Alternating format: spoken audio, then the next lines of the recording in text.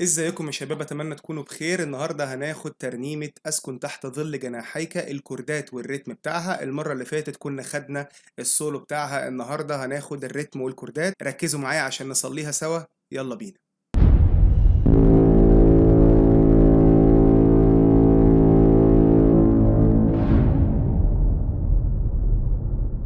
سلام ونعمة، ازيكم؟ اتمنى تكونوا بخير. حلقة جديدة من حلقات تعليم الجيتار. كنا خدنا الحلقة اللي فاتت آه ترنيمة أسكن تحت ظل جناحيك سولو. النهاردة هناخد الكوردات بتاعتها. تعالوا نفتكر السولو بتاعها كان عامل ازاي أو كان فين. نشوف كده.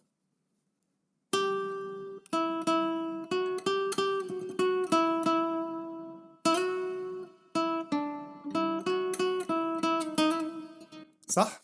طيب، وكنا قلنا إن احنا اخترنا السولو ده عشان نبقى في كورد الإي ماينر، A ماينر، B ماينر. التلات كوردات السهلين اللزاز اللي يتلعبوا ورا بعض. ومش بس عشان سهلين بنلعبهم، لأ، هما كمان عشان مريحين للصوت. يعني انا دايما بختار الكوردات اللي مريحه للصوت، لان الهدف زي ما اتفقنا قبل كده مش ان انا ابقى تينور او سوبرانو او اعمل صوت سولو منفرد بقى، واعمل عزف منفرد، واعمل بقى اداء منفرد واقعد اعمل في عرب وانا بصلي. لا، ده الهدف ان انا اصلي وصوتي مرتاح. وكل ما كان صوتك مرتاح وانت بتصلي او بتعبد في مخدعك، هتحس ان الدنيا سهله، وان انت حاسس ان انت تلقائي اكتر وحقيقي اكتر، مش مزيف او بتقلد حد. لان انت لا اراديا حبك للآلة وحبك لصوتك ممكن يدخلك في حتة ان انت بتقلد مرنم، بتقلد حد، بتقلد اداء حد، عاجبك الحالة فتلاقي نفسك اتسحلت، بدل ما انت بتعبد تبقى بتمثل. الكوردات دي كانت مريحة لصوتنا. تعالوا كده نجرب.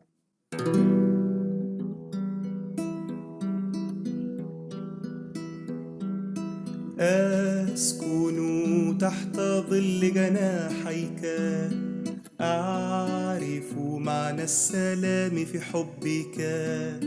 سيحل الظلام لكنني لن أخاف تحت ظل جناحيك.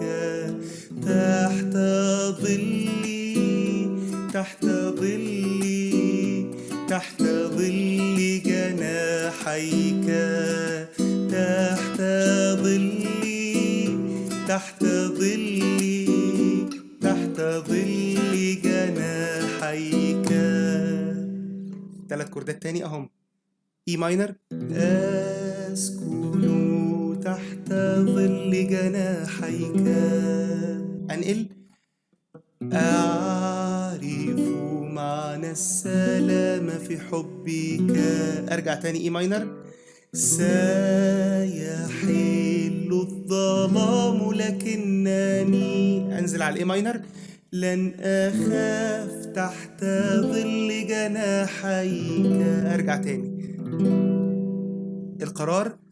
تحت ظلي، تحت ظلي، تحت ظل جناحيك. تحت ظلي، تحت ظلي، تحت ظل جناحيك. بكده احنا خلصنا. بس عايز اديكم حته صغيره، انا فاكر كنت قلتها لكم من كام فيديو، بس ادينا بنوظفها في الترنيمه. لما يبقى عندك كورد البي ماينر وهتمسك بعديه كورد الاي ماينر، جرب تدرجها. يعني ايه؟ ساعات بتدي طعم. يعني مثلا بنعمل ايه؟ تحت ظلي، تحت ظلي، تحت ظل جناحيك.